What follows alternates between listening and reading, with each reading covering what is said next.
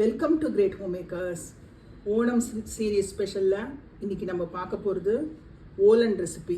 ரொம்ப சிம்பிள், ரொம்ப ஈஸியாக பண்ணலாம், ரொம்ப டேஸ்ட்டாக இருக்கும். இது எப்படி பண்ணுறதுன்னு நம்ம இப்போ பார்க்கலாம்.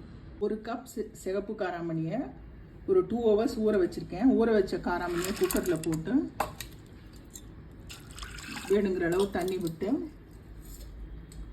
ஒரு 1/2 டீஸ்பூன் உப்பு போட்டுக்கிறேன். கொஞ்சமாக உப்பு போட்டு இதை ஒரு 3 சவுண்ட் கொடுத்து வேக வச்சு எடுத்து வச்சுக்கலாம். 350 grams வெள்ளை பூசணிக்காயை இந்த மாதிரி கட் பண்ணி எடுத்து வச்சுருக்கேன். இதை ஒரு கடாயில் ஆட் பண்ணிக்கலாம். இப்போது இந்த பூசணிக்காயை இது 2வது தேங்காய் பால், இந்த 2வது தேங்காய் பாலில் நம்ம வேக வச்சுக்க போகிறோம்.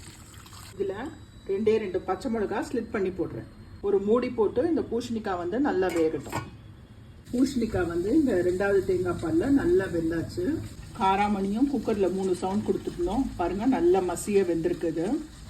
இப்போ வெந்த காராமணியை நம்ம பூசணிக்காயில் ஆட் பண்ணிடலாம்.